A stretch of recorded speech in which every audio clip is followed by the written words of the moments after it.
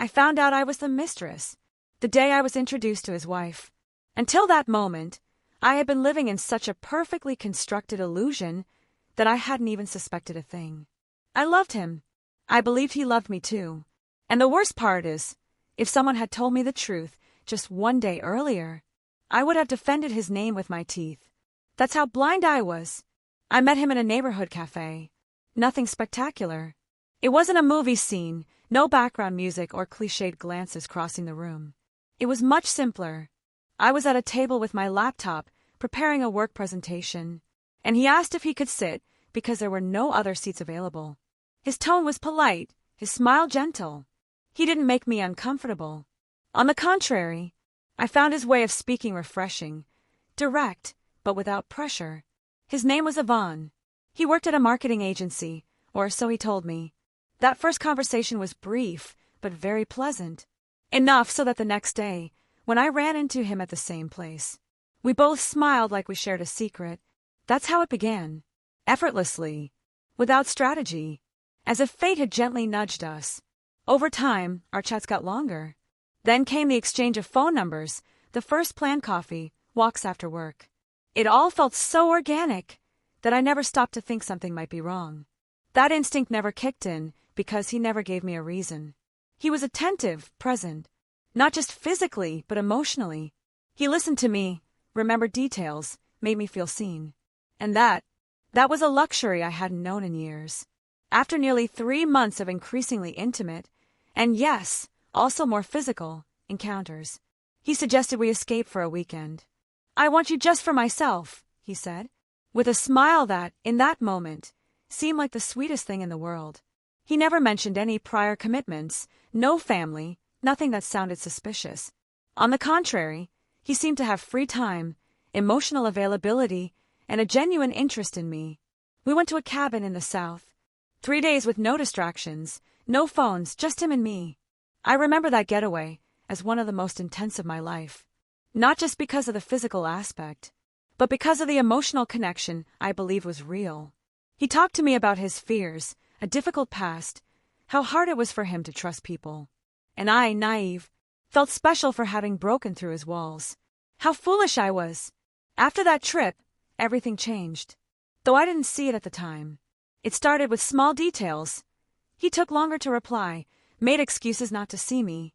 His messages became less frequent, but I justified everything. He's stressed. Work is overwhelming. He's tired. It never crossed my mind, the obvious. Because when you want to believe in someone, logic becomes the enemy. The first real red flag came when I invited him to dinner with some friends. He said yes, he'd be delighted, but an hour before he canceled. Supposedly because of an urgent work call. I didn't argue. I just texted, "I understand, see you later." But that night I sat with the wine served, the extra plate, and a vague feeling of being alone in something that was supposed to be shared. Soon after, I started to notice he never talked about his home, never mentioned anyone he lived with. We always met in neutral places, small hotels, remote cafes. A part of me started to suspect, but another part, the stronger one, silenced it with screams. "Don't be paranoid. Don't ruin this with your insecurities." The last sign I ignored was the most absurd. He never let me touch his phone. It wasn't aggressive. He just took it to the bathroom, left it face down. And when it rang, he got up to answer it in private. He would say, "It's a quirk. I hate people going through my stuff." And I, not wanting to seem controlling, pretended I didn't care. I remembered all that later. But in the moment I just felt happy, grateful, until the day life, cruel but honest, showed me the truth all at once. Sometimes I think the universe finds ways, poetically cruel ways, to reveal the truth. In my case, it was a work meeting. One of those events where you're forced to leave the office to socialize with other teams, share ideas, and fake enthusiasm. I found out a week earlier that there was going to be an interagency gathering between our firm and others in the industry, with group activities, presentations, and even an informal cocktail to close the day. What I didn't know was that Iván was going to be there, or rather, that his agency was one of the invited ones. I only found out when I saw his name on the registration list. At first, I got excited. I thought it would be nice to see each other without having to hide. A little wink between us, a casual chat over drinks. But what happened was something completely different. He arrived late. I saw him walk in from the other side of the room. He was wearing that same gray coat with the high collar that I had helped him pick out. He was accompanied by a woman, tall, elegant, in an emerald green dress with a confident stride. At first, I didn't panic. I thought she might be a colleague, a partner. But when he placed his hand on her waist, whispered something in her ear, and she smiled at him tenderly, I felt my knees weaken. I stood still, frozen. My heart was pounding like I was being chased. I tried to convince myself it meant nothing, that maybe they were very close friends, that I shouldn't jump to conclusions. But something in my gut already knew the truth. It was that uncomfortable certainty that needs no proof. You just feel it, with your whole body. 20 minutes went by before they approached our group. I tried to keep my composure, to seem busy, to avoid his gaze. But then it happened. One of my coworkers, unaware of the situation, said, "Iván, come here. I want to introduce you to someone." I turned just as he did. Our eyes met. I saw him tense up, and his next move was devastating. Before he could say anything, the woman he was with extended her hand to me and said with a flawless smile, "Hi, I'm Camila, Iván's wife. Pleased to meet you." That's when I knew everything. I didn't need any more words. No more explanations. No more excuses. In a second, everything I thought I had crumbled. I felt the ground swallow me up. The air thickened. I gripped her hand with a strength I didn't know I had, and gave her back a smile that hurt down to my bones. Iván only muttered a barely audible hello. He didn't even try to fake it. He knew he was caught. And I didn't know if I wanted to cry, scream, or run away. But I did none of those things. I stayed there, silent, dignified, because if I had anything in that moment, it was wounded pride. After what felt like eternal minutes, I made up an excuse and walked away. I locked myself in the bathroom and let the tears fall without permission. I didn't care if anyone heard me. I couldn't hold it in. I felt dirty, humiliated, an extra, an intruder. I realized I had lived in a perfect lie, and the worst part was that it wasn't an obvious, vulgar, blatant lie. It was a delicately constructed lie, with details, with affection, with time, and that was what hurt the most. That night, when I got home, I sent him a single message. "Thanks for introducing me to your wife." It was an unforgettable moment. I got no response. Not that day. Not the ones after. 4 weeks, I was in a kind of mourning. Not just for him, but for the image I had of myself. How could I not see it? How could I be so easy to deceive? I felt like a fool, and at the same time a victim. A cruel mix of shame and rage. Some nights I thought about calling her, telling her everything, sending her the photos from our trips, the messages, the voice notes where he told me he loved me. But I didn't do it. Not for him, but for me, because I realized that need to expose him was just a way of prolonging the bond. And I needed to cut it. Completely. I blocked him, deleted his photos, erased every digital memory. But I couldn't do the same with my mind. He was still there. His words, his gestures, his scent clinging to one of my scarves. I threw that scarf in the trash with an almost symbolic gesture, as if by letting it go, I could release the pain too. And little by little, I started to rebuild myself. Day by day, even though the wound still hurt, it was no longer a paralyzing pain. It was a reminder, a warning, a brutal lesson. And the most ironic thing is that, even after everything, a part of me kept wondering if he ever loved me, if during those days in the cabin, in those deep conversations, there was something real. And I hated having to ask myself that question, because love, when it's real, leaves no doubts, and he left me full of them. I wish I could say that after all that, I immediately became strong, that I got up with dignity and moved on as if nothing had happened. But no, the truth is I broke into 1,000 pieces, inside and out. I couldn't look at myself in the mirror without feeling ashamed. Not because of what he did, but because of what I allowed. I had given myself completely to someone who had a parallel life. Someone who, every time he said, "I can't see you today," was probably having dinner with his wife. Someone who, every time he said, "I miss you," might have just come back from a family vacation. It was an internal collapse. Slow, but relentless. I started to distrust everything and everyone.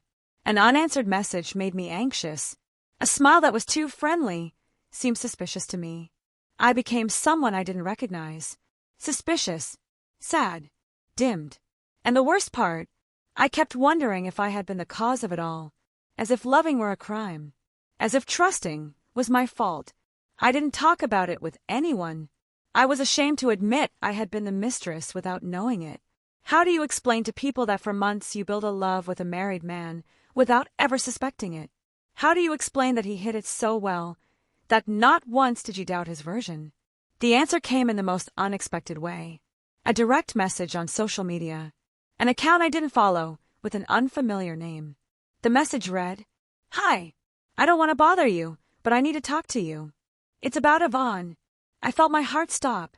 I didn't know whether to open it, ignore it, or just delete it. But curiosity was stronger. I replied with a short, "Who are you?"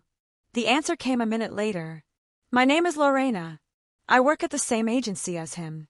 I think you need to know some things." I hesitated, but I eventually agreed to speak with her. We met at a downtown café, a discreet place, almost empty. And there, in that conversation, I finally broke inside. Lorena wasn't Camila's friend. They didn't even get along. But she had seen things. She knew things. And she couldn't stay silent any longer. She told me it wasn't the first time Iván had done this. That he had had at least 2 parallel relationships in recent years. That he was charming, persuasive, and knew exactly how to maneuver so no one would find out. That there were already rumors at the agency about his double lives. But no one dared confront him because he was one of the boss's favorites. "You weren't the only one," she said. "But you were the most stable. He talked about you a lot. He said you were different." I didn't know if that comforted me or sank me further. Different? For what? To justify his lie more gently? I felt used. A piece on a chessboard I didn't even know existed. But I also felt something else. Anger. A cold, sharp anger. A strength I hadn't felt until that moment. That's when I knew I didn't want to hide anymore. That I wasn't going to stay silent. Not for revenge, but for me. Because there was something deeply unfair about him going on with life without consequences, while I withered in silence. So I spoke up, first with a very close friend, then with another. Then I wrote an honest post. No names, no graphic details, but with a clear truth, that I had been part of a lie without knowing it, and that I wasn't going to be ashamed of it anymore. The post went viral, not because of scandal, but because many women saw themselves reflected in it. I received hundreds of messages from strangers, thanking me for sharing what so many live in secret. And although I didn't say it explicitly, everyone knew who I was talking about. Because in these kinds of circles, uncomfortable truths travel fast. Iván messaged me 2 days later. A long message, full of excuses. "It wasn't like that. I swear I didn't mean to hurt you. Everything got out of control." I read it all. Twice. Then I deleted it. I didn't reply, because I no longer needed his version. I no longer needed his validation. I had gone from a confused victim to a conscious woman. I no longer cared whether he loved me or not. It didn't matter. What mattered was that I had survived his lie, that I had gotten back up, that now I was the one who had control of the narrative, and I decided I was going to rebuild myself, not from denial, but from the truth. My truth, even if it hurt. After that post, something changed. Not just on the outside, but inside me as well. I no longer hid. I didn't delete messages. I didn't edit my story to make it sound less shameful. The shame was no longer mine. It belonged to him. I had only trusted, loved, believed. If that was a sin, then the world was full of sinners like me. The response was much more powerful than I had imagined.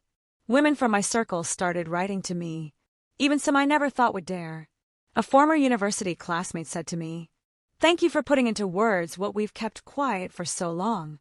Another confessed she was going through the same thing, but hadn't yet dared to face it. In some way, My story became a kind of mirror for others. And that made me stronger. It made me feel that all that pain hadn't been in vain. But there were also consequences for him. I wasn't the one who exposed him by name. I didn't point fingers. I didn't tag him. But someone did. One of those truths that always want to surface found its way out. In a few days, his wife, Camila, found out. I don't know how. I don't know who told her. I only know she called me. The phone rang one afternoon while I was working from home. When I saw the unknown number, I hesitated to answer. But I did, and on the other end of the line was her. Her voice was firm, calm, too restrained. I just want to ask you one question. Did you know he was married? I was silent for a few seconds. No, I replied. I found out the same day you greeted me at that meeting. There were no reproaches, no yelling, just thank you for being honest. And she hung up. I was left trembling, but not from fear. It was something else, a mix of compassion and release. I felt sorry for her, for what had been stolen from her too. And I felt relief, because everything had finally come to light. No tricks, no half-truths. There was no double life left to sustain. I learned from others that she kicked him out of the house that same week, that the scandal at his agency was huge. Several women started speaking up. Co-workers, former students from courses, even a receptionist who said she had had an emotional connection with him for months. What had started as an intimate story became a domino effect of truths falling one after another. He tried to defend himself, to downplay it, to say everything was out of context. But no one believed him anymore. His reputation collapsed. He lost clients. He was sidelined at work. And although nothing happened legally, socially, he became invisible. Just like he had made me feel. I, on the other hand, began to live again. I started therapy in greater depth. Not just to understand what had happened, but to understand why I allowed it. Why I closed my eyes to so many signs. I discovered many things. How my need for validation dated back to childhood. How I confused attention with affection. How I had gotten used to surviving on emotional crumbs. I also reconnected with my most genuine circle. Friends who never judged me. Who had been silently waiting for me to come back. I apologized to them. Not for having loved, but for having distanced myself so much while trying to hold on to the unsustainable. And they, with the generosity only real bonds have, embraced me unconditionally. I started going out more, looking at people without fear, going to the movies alone, reading in the park, returning to my usual café, the one where it all began. The first day I walked in, my hands were shaking. But I did it. I sat at the same table, ordered the same coffee, and wrote, like before, like when I was me, without a mask. I also made new decisions. I left my job at the agency, not because they asked me to, but because I realized that cycle had ended. They offered me a position at a wellness and communication consultancy. I accepted, because if there was one thing I'd learned, it was that personal stories can change lives, even the most painful ones. Now I write with a different tone, with a different voice, stronger, more aware, and I started my own project, a platform where other women can share their experiences, without fear, without judgment, without guilt. I called it Without Shadow, because that's what I had achieved, to come out of the shadow I had been placed in, the one I had unknowingly walked into myself. Iván never wrote to me again. No apology, no explanation. And although at first I wished for that final conversation, today I'm grateful it never happened, because I didn't need closure. I had already built it myself, with every step, with every word, with every silence. I chose to break. And yes, sometimes it still hurts. Sometimes I remember his hands, his promises, his voice whispering things I now know weren't real. But they no longer destroy me. They're just part of a story that taught me not to beg for love, not to justify the unjustifiable, not to stay silent ever again. Today I look back, and it seems impossible not to have seen it coming. But I also understand that we don't see with our eyes what we're not willing to accept with our hearts. For months, I lived a story with a perfect script, only I didn't know I was a supporting character. I didn't know there was another life running parallel, another woman, other silences, other lies, But I'm not going to stay in the pain. Not anymore. Not now. Because I learned that you can't prevent someone from breaking your soul. But you can choose what to do with the pieces. And I chose not to stay broken. I chose to pick myself up with dignity. I chose to become someone who no longer stays silent. Today I see myself in every decision I made since I learned the truth. In every step I took to rebuild myself. It wasn't easy. There were dark days, long nights, endless doubts, but there was also light, strength, willpower, and above all, self-love. I discovered that I'm not weak for having loved. Even if that love was a lie. I'm not naive for having believed. Even if I was deceived. I'm brave for coming out of it without losing myself completely. For being able to face myself and forgive myself. Because yes, I forgave myself. I forgave myself for having trusted. For not having seen. For having idealized. For having given myself completely. And in that process, I found new versions of myself. Versions that don't need anyone else to complete them. That enjoy the silence. That laugh alone. That no longer cling to people just because they promised not to leave. Because now I know that promising is not the same as showing up. And that loving is not the same as respecting. Today I have a new home. Small but mine. Full of plants. Of books. Of candles with scents I like. Not because someone else chose them. But because I chose them. I have a cat, Luna, who came into my life as a gray ball of fur in the middle of a cold December. She was given to me by a friend who could no longer keep her. And it was as if everything aligned, to remind me that I could still care. I could still love, but in a different way, from a different place. I keep writing. I keep helping other women tell their stories. Some hurt more than mine. Others make me laugh at their absurdity. But they all have something in common. They're all made of truth. And that, in this world of appearances, is worth more than any fairy tale. Sometimes, I still think of him. Not with hate. Not with sadness either. Just like someone remembering a scene from a movie they no longer want to watch. Not because it's bad, but because it no longer fits who you are now. And I'm no longer the one who waited for a message to feel alive. I'm someone else. More whole. Stronger. Freer. Camila, his wife, never reached out to me again. I don't know what became of her. I like to think she found her way too. That she also chose not to stay trapped in the wound. Because when such a harsh truth comes to light, it destroys, but it also cleanses. And if you're brave, you build something new on the ruins. I did. And if you ever find yourself in a story like mine, I only ask one thing of you. Don't hate yourself for having loved. Don't judge yourself for not seeing what others did. And above all, don't stay silent. Because when a woman breaks the silence, she not only frees herself, she also opens a door, so others can come out of the darkness. And that is the most powerful thing a broken story can ever become.